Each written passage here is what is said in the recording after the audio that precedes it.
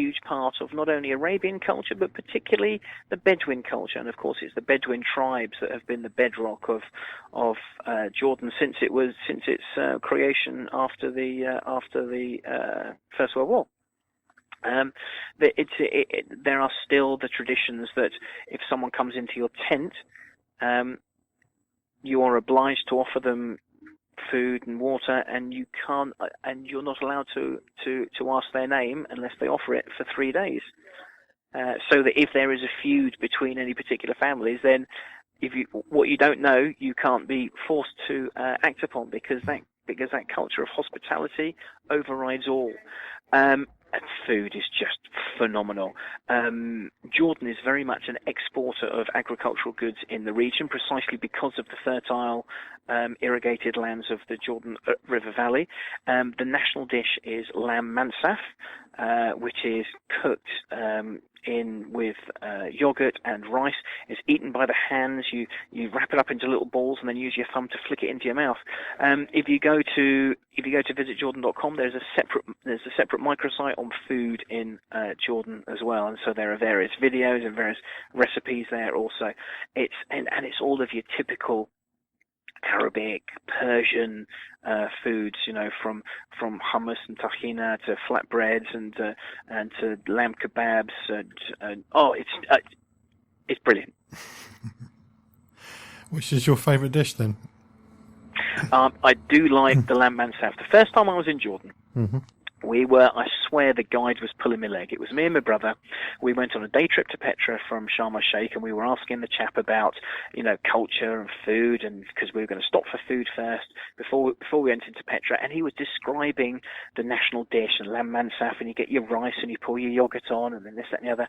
But it will probably just be an international buffet. So we were kind of resigned to just having normal food. And then we turned up, and it was exactly what he described. I'm sure he was spinning us a yarn so that we'd be pleasantly surprised. And it was great. So my brother and I were sat there copying, just out of the corner of our eye, we were copying what the Jordanians were doing and how you pour the yogurt on a little bit at a time so the rice has got a chance to soak it up, and then mash it together with the lamb, and then literally flick it into your mouth. I do like it, and it's very much a communal activity. So you'll fairly typically have one big dish of lamb mansaf that you'll all pile into, as opposed to an individual plate. What about Ramadan? Does that impact on tourists at all? It has a minor impact on tourists in the sense that you'll see that you need to be not wary, but you need to be aware that people are observing Ramadan, so they might be a little bit slower to respond if because people tend to go for an afternoon nap, so you might find that things close in the afternoon, and there might be less guides available. You can still have a great time in Jordan, and of course you get to break fast with the Jordanians at before sunrise and after sunset. Yeah, I've seen the parties and stuff when I've been driving around London. That does seem the best way to eat. And they don't mess about. I was invited by Mamdou, who's an Egyptian chap that was working for Red Sea Holidays at the time, and to a Eid al-Fitr meal, and literally the table, I think there were 20 of us there, was groaning with food, and no one could touch it because we were waiting for the text message to come from the imam at the mosque to say, yep, off you go. And then as soon as we got that, everyone was dived in. Oh, it was brilliant. Really enjoyed it. And, and very much a religious observers event to share with friends and family, just like Christmas dinner here in the UK or Thanksgiving back in the USA. Checking it out before you check in on the John Guinn Travel Show on ukhealthradio.com.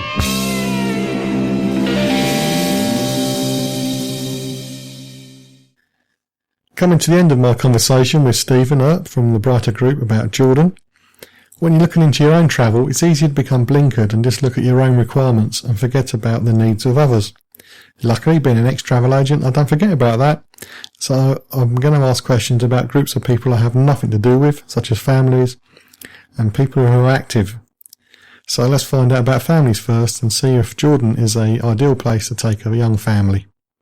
We actually did a press trip a couple of years ago, Jordan for Juniors, and it was the chief executive of Brighter Group, Debbie Flynn.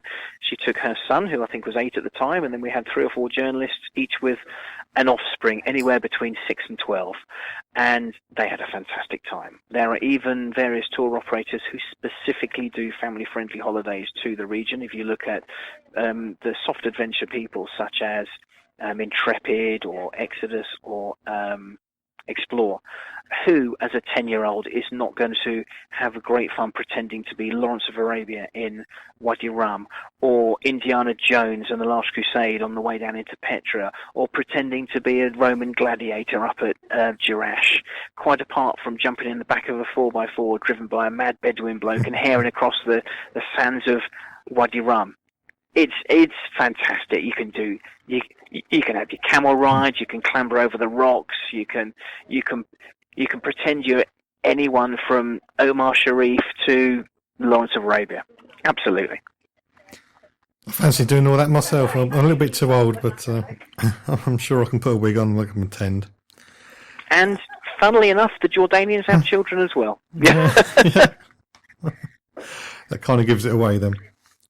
What about a honeymoon destination? Could you have a nice romantic trip to Jordan? Absolutely. In fact, when Kate and William got married, apparently they were within a moment of having their honeymoon in Jordan, obviously hosted by the king at one of his royal palaces or whatnot. But there is certainly the option for a romantic, active honeymoon in Jordan. You've got the Dead Sea with wonderful spas and a very relaxing environment and great hotels there.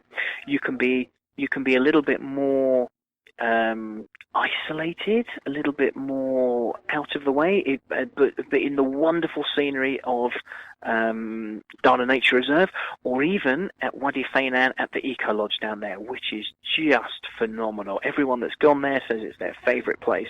And of course, you can have great romantic candlelit dinners in the middle of Wadi Rum, in the middle of a Bedouin camp with no one else around. There's just you two guys there with fabulous sunsets and fabulous sunrises if you're up that early. Never up that early. There are some people, not me, but strange people who like to be really, really active when they go away and do all sorts of things. Is there anything like that in Jordan? Absolutely. You've got rock climbing in the Wadi Rum region, as well as hot air balloons and microlight flights, scuba diving in the Red Sea. You can go canyoning in Wadi Mujib and some of these places down of the rivers that come into the Dead Sea is absolutely phenomenal. You do have to have a guide though to make sure that it's safe. But you start off 450 meters below sea level on the shores of the Dead Sea, and you clamber up through the wadis. So it's like coasteering here in the UK, but you're going up through these channels that have been carved into the rock over millennia. And of course, you've got your standard hikes and treks as well. There's a lovely day hike down. Note, it's down. It's not uphill. So you start off at Dana Nature Reserve, and then you walk downhill, and you end up in the Eco Lodge at Wadi Fainan. There's even a 3-day trek out the back of Dana Nature Reserve, and you arrive into the back of Petra. Of the city there, so it's a different way to arrive in the ancient city of Petra. So if you want to be active, there is absolutely a hell of a lot to get stuck into. And my idea of being active is climbing into a car, but I'm sure there are plenty of people who like to do a little bit more than that. You've mentioned an awful lot, loads, because there's so much to do there. So can you just remind us of the websites again so we can find out more? Absolutely. The official website of the Jordan Tourism Board is visitjordan.com. If you simply Google Visit Jordan, there is a landing page, and then they have pages in different languages. They have ones in French and German, and they have one for the UK, So it's English UK as well as English international site as well, which is aimed more at Australia, New Zealand, and whatnot. But there is a specific UK iteration, and of course on there it lists the various UK tour operators with whom you might wish to research your trip as well. There's over 100 tour operators that still actively sell and host trips to go to Jordan, and will continue to do so. Hello, it's Roy. Yeah, we're on the ferry. We should be in Spain tomorrow afternoon. Well, be careful. Lots of crooks on the roads out here. Crooks? You know where I grew up. This is different. They target British registered vehicles. Yeah, they used to do that round my way. I'm serious. They'll tell you there's something wrong with your car, so you pull over, then they rob you. Or they distract you at a motorway stop. They target hire cars, too. Hire cars? Yeah, well, they're driven by tourists. Oh, OK, I'll watch out. Good. So, looking forward to the drive down? Yeah, well, I was. Thieves in Spain have been targeting hire cars and UK-registered vehicles, so be extra careful on the roads. For details, visit gov.uk and search for Living in Spain. You can keep up to date with travel news and leave me a message at facebook.com/John Guinn Travel Show. As I said earlier, any websites that get mentioned in the show can be found at facebook.com/John Guinn Travel Show. Just look for the post with the show's date on it, and this is, of course, is the 24th of November. I also said earlier that I'm coming up quite quickly to the 200th show, so if there's anything you want featured on that special show, then that's the place to contact me. Now for the travel news about the Zika virus. And Zika is no longer constitutes an international emergency, so says the World Health Organization. Although it did say there is a need for a long-term effort to address the virus. It was first declared a public health emergency in February, and this is a move that compels countries to report outbreaks under international law. WHO has made it clear that Zika still represented a global health threat, but they warn that the virus, which has now been identified in 60 countries since it was first recognised in Brazil, will continue to spread wherever possible due to the mosquitoes. The removal from the international emergency designation places Zika in the same category as other diseases such as dengue, meaning it still possesses serious risks and continual research is required. So you still need to take care, but they're saying it has died down a bit, I guess. I'm not a medical person, perhaps I shouldn't say that. But anyway, just to highlight it, Zika is no longer an international emergency according to the World Health Organization. Hopefully on my 200th show in a couple of weeks, my teeth will be in correctly and I'll be able to speak properly, but we'll just have to wait and see. And I do hope you can join me next week on the Travel Show with John Guinn on ukhealthradio.com, where each week I'm checking it out before you check in.